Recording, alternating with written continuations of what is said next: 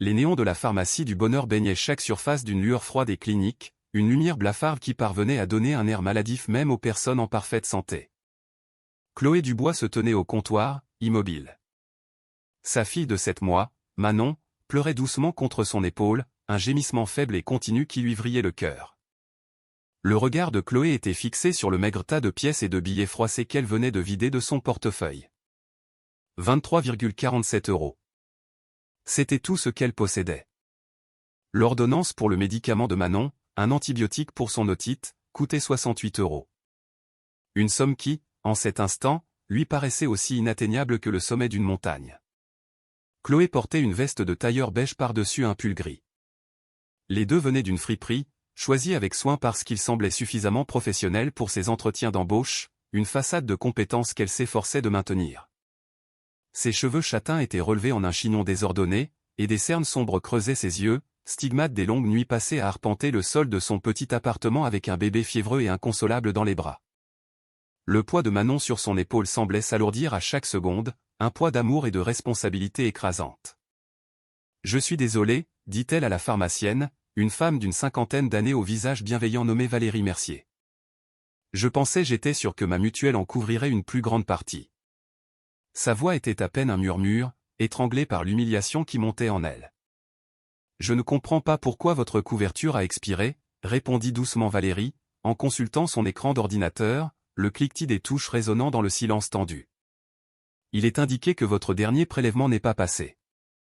Sans la prise en charge, c'est le prix public total. Chloé sentit sa gorge se nouer. Bien sûr, le prélèvement avait été rejeté. Le paiement automatique depuis son compte courant avait dû échouer le mois dernier, lorsqu'elle avait été confrontée au choix impossible entre payer la mutuelle et garder l'électricité. Elle avait eu l'intention de les appeler, de trouver un arrangement. Mais entre s'occuper seule de Manon, postuler à des dizaines d'offres d'emploi et essayer de maintenir à flot ses quelques missions de rédaction en freelance, elle avait tout simplement oublié. Un oubli qui lui coûtait cher aujourd'hui. Est-ce que je peux payer une partie maintenant et le reste plus tard? Demanda Chloé, la voix tremblante, tout en sachant pertinemment qu'elle n'avait aucune idée d'où proviendraient les 45 € manquants. Son prochain paiement de freelance n'était pas attendu avant 2 semaines, et ce serait une somme dérisoire, à peine de quoi couvrir le loyer. Le règlement de la pharmacie exige le paiement intégral, dit Valérie, et Chloé pouvait déceler le regret sincère dans sa voix. Je suis vraiment désolée, ma petite dame. Si seulement je pouvais faire quelque chose. Les pleurs de Manon s'intensifièrent, son petit visage devenant rouge et crispé par la douleur. Chloé la berça doucement, lui murmurant des paroles rassurantes qu'elle ne ressentait absolument pas. Sa fille souffrait, elle avait mal depuis 2 jours, et Chloé avait enfin réussi à obtenir un rendez-vous dans un centre médical sans rendez-vous ce matin-là. Le médecin avait confirmé l'otite et rédigé l'ordonnance. Ce médicament, cette petite boîte sur le comptoir, pourrait soulager la douleur de Manon en quelques heures, mais elle était séparée de lui par un gouffre de 45 €. Peut-être existe-t-il une version générique? Demanda Chloé, désespérée. Ou un autre médicament qui coûte moins cher? Valérie consulta à nouveau son ordinateur, son expression empreinte de sympathie. C'est déjà la version générique. Et d'après les notes de votre médecin, Manon a eu des réactions allergiques aux alternatives moins chères. Celui-ci est le seul qui soit sûr pour elle. Chloé sentit des larmes lui brûler les yeux. Elle avait tenu bon pendant des mois, depuis que le père de Manon, Léo Martin, était parti alors qu'elle était enceinte de 5 mois, prétextant qu'il n'était pas prêt pour la paternité. Elle avait tenu bon pendant une grossesse difficile tout en cumulant 2 emplois, pendant un congé maternité qu'elle ne pouvait pas se permettre de prendre. Elle avait tenu bon dans la course folle pour trouver du travail qu'elle pouvait faire de chez elle tout en s'occupant seule d'un nourrisson. Mais là, debout dans cette pharmacie, incapable d'acheter un médicament pour son bébé malade, Chloé sentait toutes ses défenses s'effondrer. Pourrais-je juste en prendre la moitié? Demanda-t-elle, la voix brisée. Peut-être que la moitié de la dose l'aiderait et je pourrais prendre le reste quand. Cela ne sera pas efficace, dit une voix d'homme calme et posée derrière elle. Et on ne divise pas une cure d'antibiotiques de cette façon. Chloé se retourna, surprise, pour voir un homme d'une trentaine d'années, se tenant à une distance respectueuse derrière elle dans la file. Il portait un élégant manteau noir sur une chemise blanche, ses cheveux sombres étaient coiffés avec soin, et il avait ce genre de visage qui était saisissant sans être joli, des traits forts, des yeux sombres qui semblaient ne rien manquer de la scène qui se jouait. « Je suis désolé, dit Chloé, mortifiée qu'il ait tout entendu. J'en ai pour 1 minute. Il faut juste que je trouve une solution. Combien coûte l'ordonnance ? Demanda l'homme à Valérie, s'avançant légèrement. Monsieur, nous sommes au milieu d'une transaction, répondit Valérie, bien que son ton soit resté doux. Je comprends. Je vous demande combien coûte l'ordonnance. Il sortit un portefeuille en cuir et en tira une carte bancaire. Noire, premium, du genre qui n'a pas de limite de paiement. Mettez-la sur ma carte. Chloé le dévisagea, abasourdie. Quoi ? Non, je ne peux pas accepter. Vous pouvez et vous allez le faire, dit l'homme, sa voix ferme mais pas méchante. Votre fille a besoin de ce médicament. Vous n'avez pas l'argent. J'ai plus d'argent que je ne pourrai jamais en dépenser. Ce sont de simples mathématiques. Mais je ne vous connais pas, protesta Chloé, son orgueil se rebellant. Je ne peux pas accepter d'argent d'un inconnu. Vous ne l'acceptez pas. Je le donne. Il y a une différence. Il tendit sa carte à Valérie, qui hésita, jetant un regard incertain entre deux. S'il vous plaît, encaissez. Chloé se sentit prise au piège entre sa fierté et son désespoir, entre l'indépendance pour laquelle elle s'était si durement battue et la réalité de sa fille en pleurs qui avait besoin d'aide. Je vous rembourserai, dit-elle finalement, les mots s'étranglant presque dans sa gorge. Je ne sais pas quand, mais je le ferai. Si cela vous aide à vous sentir mieux de le croire, soit, dit l'homme, mais je n'attends aucun remboursement. Occupez-vous simplement de votre fille. Valérie effectua le paiement, les yeux étrangement brillants. Elle tendit à Chloé le sac contenant le médicament ainsi que le ticket de caisse. Que Dieu vous bénisse tous les deux, dit-elle à voix basse. Chloé serra le médicament contre sa poitrine d'une main tout en soutenant Manon de l'autre. Elle se tourna vers l'inconnu, les mots lui manquant. Merci, parvint-elle finalement à articuler. Je ne merci. De rien, dit-il simplement. Il tendit la main. Je m'appelle Lucas. Lucas Chevalier. Chloé déplaça maladroitement Manon sur sa hanche pour lui serrer la main. Chloé Dubois, et voici Manon. Lucas regarda Manon, qui s'agitait toujours, son petit visage rougi par la fièvre. Quelque chose s'adoucit dans son expression. Elle est magnifique. Quel âge a-t-elle ? 7 mois. Chloé ajusta le petit sweat à capuche gris clair de Manon, qui s'était tordu. D'habitude, elle n'est pas aussi grognon. Elle a une otite. Le médecin a dit que ce médicament devrait l'aider rapidement. Alors vous devriez rentrer chez vous et le lui donner, dit Lucas, pragmatique. Ne vous laissez pas retenir par moi. Chloé voulait dire quelque chose de plus, quelque chose qui exprimerait adéquatement l'immensité de sa gratitude. Mais Manon pleurait maintenant plus fort et elle savait qu'elle devait rentrer. Merci encore, dit-elle. Vraiment. Vous ne savez pas ce que cela représente. Je crois que si, dit Lucas doucement. Allez prendre soin de votre fille. Chloé sortit précipitamment de la pharmacie dans l'après-midi froid. Sa voiture, une vieille Renault 4 qui était à une panne près de la casse, était garée sur le parking. Elle installa Manon dans son siège auto, lui administra avec soin la première dose du médicament, puis s'assit un instant sur le siège conducteur, simplement pour respirer. Un inconnu venait de payer les médicaments de sa fille. Un inconnu qui avait surpris son désespoir et y avait répondu par une aide immédiate, sans condition. Dans un monde qui lui avait semblé de plus en plus froid et impossible, quelqu'un lui avait montré de la bonté. Les larmes qu'elle avait retenues coulèrent enfin sur ses joues, des larmes de soulagement et d'une gratitude si profonde qu'elle en était douloureuse. Ce soir-là, après que Manon se fut enfin endormie d'un sommeil paisible et sans fièvre, Chloé s'assit devant son ordinateur portable, essayant de se concentrer sur un article en freelance qu'elle devait terminer. Mais son esprit ne cessait de retourner à la pharmacie, à Lucas Chevalier et à sa générosité tranquille. Poussée par la curiosité, elle tapa son nom sur Google et sentit son estomac se nouer. Lucas Chevalier était le PDG de Sinclair Medical, une importante société pharmaceutique et de fourniture médicale. Les articles le décrivaient comme un milliardaire, un philanthrope, quelqu'un qui avait transformé la modeste entreprise de distribution pharmaceutique de son père en un empire de la santé. Il y avait des photos de lui à des galas de charité, à des conférences d'affaires, recevant des prix pour l'innovation et le service à la communauté. Et cet homme se tenait derrière elle dans la file d'attente d'une pharmacie de village, payant les médicaments du bébé d'une inconnue avec la même facilité déconcertante que la plupart des gens achètent un café. Chloé fixa l'écran, submergée. Elle avait promis de le rembourser, mais que représentait 68 € pour un milliardaire? Comment rembourser quelqu'un qui avait probablement oublié la transaction avant même d'être rentré chez lui? 2 jours plus tard, Chloé reçut un email d'une adresse qu'elle ne reconnaissait pas. L'objet était « Médicament de Manon ». Chère Madame Dubois, j'espère que Manon se sent mieux et que le médicament l'a aidée. Je vous écris pour faire suite à notre rencontre à la pharmacie. J'ai compris que vous souhaitiez rembourser le coût de l'ordonnance. Bien que je n'attende ni n'ai besoin d'un remboursement, je comprends également l'importance de la dignité et de l'indépendance. J'ai donc une proposition à vous faire. Sinclair Médical recherche des rédacteurs médicaux capables de créer des supports d'éducation pour les patients ou des informations sur les médicaments, les pathologies, les traitements, etc. Dans un langage que les gens ordinaires peuvent comprendre. J'ai aperçu dans votre portefeuille, je m'excuse d'avoir remarqué, que vous aviez des factures de freelance, j'en déduis donc que vous êtes rédactrice. Si vous êtes intéressé et qualifié, j'aimerais vous offrir un contrat de mission.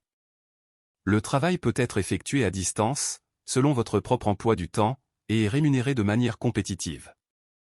Vous pouvez considérer le paiement du premier mois comme le règlement de la dette pour le médicament, si cela vous permet de vous sentir mieux. Après cela, il s'agira simplement d'un travail pour lequel vous êtes qualifié et dont nous avons besoin. Les coordonnées de mon assistante se trouvent ci-dessous. Si vous êtes intéressé, contactez-la pour organiser un entretien. Cordialement, Lucas Chevalier. Chloé lut l'email 3 fois, puis une 4e. Ce n'était pas possible. Les PDG ne recrutaient pas personnellement des rédacteurs qu'ils rencontraient dans les files d'attente des pharmacies. Ce devait être une arnaque élaborée, mais l'adresse email était légitime, correspondant au domaine du site web de Sinclair Médical. Et lorsqu'elle chercha le nom de l'assistante, Sandrine Lefebvre apparut bien comme l'assistante de direction de Lucas Chevalier sur la page de l'équipe dirigeante de l'entreprise. C'était réel. Lucas Chevalier, PDG milliardaire, lui offrait un emploi. Le premier réflexe de Chloé fut de refuser. Elle ne voulait pas être un cas de charité. Elle ne voulait pas d'un emploi de pitié offert par un homme riche qui avait eu pitié d'elle. Mais à ce moment-là, Manon fit un petit bruit dans son sommeil. Chloé regarda sa fille, de nouveau en bonne santé, paisible, sa fièvre enfin tombée grâce à un médicament que Chloé n'aurait pas pu s'offrir sans aide. L'orgueil était un luxe qu'elle ne pouvait plus se permettre. Elle répondit à l'email en disant qu'elle était intéressée et souhaitait en savoir plus. L'entretien eut lieu par visioconférence 2 jours plus tard. Sandrine Lefebvre apparut la première, professionnelle et chaleureuse, expliquant le poste, créer des supports d'éducation pour les patients sur divers médicaments et pathologies. 40 heures de travail par semaine, à un tarif qui fit écarquiller les yeux de Chloé. C'était plus du double de ce qu'elle gagnait avec son travail de freelance actuel. Monsieur Chevalier va nous rejoindre sous peu, dit Sandrine. Il aime rencontrer personnellement les prestataires qui travailleront sur l'éducation des patients. C'est une initiative prioritaire pour lui. Lucas rejoignit l'appel un instant plus tard, et Chloé sentit sa nervosité monter d'un cran. C'était l'homme qui avait acheté les médicaments de sa fille, et il allait maintenant la faire passer un entretien d'embauche. La dynamique de pouvoir semblait impossible à gérer. Madame Dubois, dit Lucas avec un léger sourire. Comment va Manon? Beaucoup mieux, merci. Le médicament a agi rapidement. J'en suis heureux. Il jeta un coup d'œil à quelque chose hors de l'écran, probablement des notes. J'ai examiné vos exemples de rédaction. Ils sont excellents. Clairs, accessibles, empathiques. Exactement ce dont nous avons besoin pour ce projet. Merci, dit Chloé, essayant de paraître professionnelle. J'apprécie l'opportunité de cet entretien. Soyons honnêtes sur la raison de votre présence ici, dit Lucas, et Chloé sentit son estomac se serrer. Ça y était. La reconnaissance que c'était de la charité, qu'il avait pitié d'elle. Vous êtes ici parce que j'ai besoin de bons rédacteurs médicaux et que vous êtes qualifiés.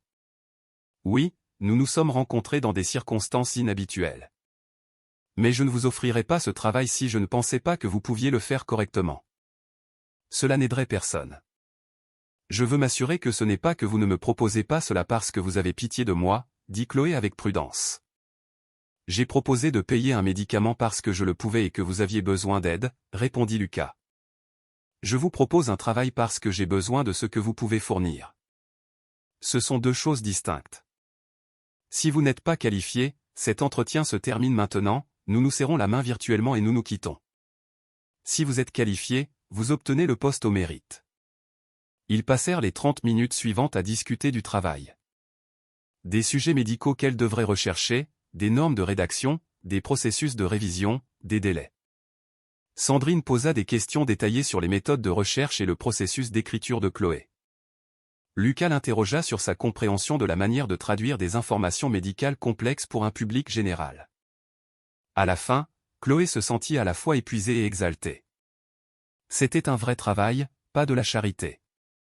Il la traitait comme une professionnelle, attendait de la qualité et offrait une rémunération appropriée pour ses compétences. Nous aimerions vous offrir le poste, dit Lucas à la fin de l'entretien. Sandrine vous enverra les détails du contrat. Avez-vous des questions? Juste une, dit Chloé. Le paiement du premier mois. Vous avez mentionné dans votre email que je pouvais le considérer comme le remboursement du coût du médicament. Est-ce que cela fait toujours partie de l'accord? Seulement si cela vous aide à accepter le poste, dit Lucas. Madame Dubois, je n'ai pas l'habitude de mentir ou de créer de faux emplois. Ce travail doit être fait. Vous êtes qualifié pour le faire. Ce qui s'est passé à la pharmacie n'a aucune pertinence dans cet arrangement professionnel. Mais ce n'est pas sans pertinence pour moi, dit Chloé doucement. Vous avez aidé ma fille quand je ne le pouvais pas. J'ai besoin de le reconnaître. Vous venez de le faire, dit Lucas. Maintenant, allons de l'avant. Chloé accepta le poste et commença à travailler la semaine suivante. Le travail était exigeant mais gratifiant, rechercher des médicaments, rédiger des explications claires sur des pathologies complexes, créer des supports qui aideraient réellement les patients à comprendre leur santé. Elle travaillait pendant les siestes de Manon et après qu'elle se soit couchée, et pour la première fois depuis des mois, l'argent cessa d'être une source constante de terreur. Elle paya ses cotisations de mutuelle. Elle fit ses courses sans compter chaque centime. Elle fit réviser sa voiture pour qu'elle soit enfin fiable. De petites choses qui avaient été impossibles auparavant étaient soudainement gérables. Un mois après le début de sa mission, Sandrine invita Chloé à venir au bureau avec Manon pour une réunion d'équipe. Nous aimons que nos collaborateurs à distance rencontrent l'équipe en personne de temps en temps, expliqua Sandrine, et Monsieur Chevalier voulait voir comment vous vous intégriez. Chloé était nerveuse à l'idée d'amener Manon dans des bureaux d'entreprise, mais Sandrine l'avait assuré que l'environnement était familial. Les bureaux de Sinclair Médical à Lyon étaient élégants et modernes, tout en verre et en lumière naturelle. Sandrine les accueillit chaleureusement et présenta Chloé à ses collègues rédacteurs médicaux, une équipe de 5 autres personnes, toutes travaillant sur l'initiative d'éducation des patients. Ils étaient amicaux et professionnels, posant des questions intelligentes sur son travail et s'extasiant comme il se doit devant Manon. Lucas apparut vers la fin de la réunion, et Chloé vit plusieurs de ses collègues se redresser, leur attitude décontractée se transformant en quelque chose de plus formel. Mais l'attention de Lucas se porta immédiatement sur Manon, qui jouait joyeusement avec un jouet en peluche dans les bras de Chloé. Elle a l'air en bien meilleure santé, dit Lucas en souriant au bébé. Elle l'est, grâce à vous, dit Chloé. Monsieur Chevalier, je voulais vous remercier encore une fois. Lucas, s'il vous plaît. Et vous m'avez suffisamment remercié. Comment trouvez-vous le travail? Exigeant mais épanouissant, répondit Chloé. Honnêtement, j'ai l'impression de créer quelque chose qui aide vraiment les gens. C'est le but. Lucas tendit un doigt, et Manon l'attrapa avec sa petite main, l'examinant sérieusement. Vous savez, ma mère est décédée d'une erreur de médication quand j'avais 15 ans. La pharmacie lui a donné la mauvaise ordonnance, et elle l'a prise sans comprendre ce qu'elle était censée faire. Si elle avait eu des supports d'éducation clairs pour les patients, elle aurait peut-être remarqué l'erreur. Chloé sentit son souffle se couper. Je suis tellement désolé. C'était il y a longtemps, dit Lucas, bien que Chloé ait vu la vieille douleur dans ses yeux. Mais c'est pour ça que j'ai tant insisté pour une meilleure éducation des patients. Les gens ont besoin de comprendre leurs médicaments, leurs pathologies, leurs options de traitement. Ils ont besoin d'informations dans un langage qu'ils peuvent réellement comprendre, pas d'un jargon médical qui nécessite un doctorat pour être déchiffré. C'est pourquoi ce travail est si important, dit Chloé. Exactement. Lucas sourit à Manon, qui tenait toujours son doigt. Et c'est pourquoi je suis reconnaissant d'avoir des rédacteurs comme vous pour le faire. Vous comprenez ce que c'est que d'être de l'autre côté du comptoir de la pharmacie, se sentant impuissant et confus. Cette perspective est précieuse. Après la réunion, alors que Chloé rangeait les affaires de Manon, Sandrine l'approcha discrètement. Je voulais que vous sachiez quelque chose. Lucas passe personnellement en entretien chaque prestataire pour le programme d'éducation des patients. Il lit les exemples, vérifie les références et prend les décisions finales d'embauche. Vous avez obtenu ce poste parce que vous êtes bonne, Chloé, pas parce qu'il a eu pitié de vous. Merci de me le dire, dit Chloé. Je crois que j'avais besoin de l'entendre. Il voulait aussi que je vous dise que si jamais vous avez besoin de quoi que ce soit ou une aide pour la garde d'enfants, un horaire flexible, peu importe, il suffit de demander. Il a bâti cette entreprise sur la conviction que les bons employés font un meilleur travail lorsqu'ils ne sont pas constamment stressés par les besoins de base. 6 mois après le début de sa mission, Chloé avait économisé assez d'argent pour déménager dans un meilleur appartement. Toujours modeste, mais sûr et propre, avec une vraie chambre pour Manon au lieu d'un coin de son studio. Elle avait reconstitué son fonds d'urgence, rattrapé toutes ses factures et même commencé un petit plan d'épargne pour les futures études de Manon. Elle était également devenue l'une des rédactrices principales de l'équipe, créant des supports salués par les médecins et les patients pour leur clarté et leur utilité. Un soir, elle reçut un email de Lucas lui demandant si elle pouvait venir au bureau le lendemain pour une réunion. Quand elle arriva, elle le trouva dans une salle de conférence avec Sandrine et la directrice des ressources humaines. « Madame Dubois-Chloé », dit Lucas en lui faisant signe de s'asseoir. « Nous aimerions vous offrir un poste à temps plein. Directrice de l'éducation des patients. Vous superviseriez toute l'équipe de rédaction, géreriez le développement de nouveaux supports et travailleriez avec nos conseillers médicaux pour identifier les besoins éducatifs. » Chloé les regarda, stupéfaite. « Directrice ? Mais je ne suis là que depuis 6 mois. Et en 6 mois, vous avez produit un travail exceptionnel, encadré les nouveaux rédacteurs et créé des supports qui font déjà une différence, dit Lucas. Le poste est assorti de tous les avantages sociaux, de congés payés et d'un salaire qui reflète la valeur que vous apportez. Ainsi que d'une crèche d'entreprise si vous le souhaitez. Nous venons d'ouvrir un centre pour les enfants des employés. Une crèche d'entreprise, répéta Chloé, l'esprit en ébullition. Il s'avère que beaucoup de nos employés ont des difficultés avec les coûts et la logistique de la garde d'enfants, dit Lucas. Nous avons décidé de nous attaquer à ce problème. Le centre est de haute qualité, à un prix raisonnable et pratique. Manon y serait la bienvenue si vous le souhaitez. Chloé sentit les larmes la menacer. Pourquoi faites-vous tout ça? Parce que les bons employés qui sont valorisés et soutenus font un meilleur travail, dit Lucas simplement. Et parce que vous vous êtes révélé inestimable. Ce n'est pas de la charité, Chloé. Ce sont les affaires. Vous êtes doué dans ce que vous faites, et je veux vous garder. Alors oui, dit Chloé, la voix légèrement tremblante. Oui, j'accepte. Après la réunion, Lucas l'accompagna jusqu'à l'ascenseur. Puis-je vous dire quelque chose? Demanda-t-il. Bien sûr. Ce jour-là, à la pharmacie, je n'étais pas là par hasard. Enfin, j'y étais pour une ordonnance, mon père est âgé et je gère ses médicaments. Mais je choisis cette pharmacie en particulier parce qu'elle se trouve dans un quartier normal, pas dans une zone huppée. Je pourrais utiliser une pharmacie qui livre ou demander à un assistant de s'en occuper, mais j'y vais moi-même parce que cela me rappelle d'où je viens. Chloé le regarda avec curiosité. Ma mère et moi étions pauvres après que mon beau-père, devrais-je dire, soit parti, continua Lucas. Nous avons eu des difficultés, tout comme, il s'arrêta, mais le message était clair. J'y vais pour me rappeler qu'un flacon de pilule peut sembler être un petit achat pour certains, mais qu'il peut représenter un obstacle insurmontable pour d'autres. L'ascenseur arriva, ses portes s'ouvrant en silence. Chloé entra, se retournant pour faire face à Lucas.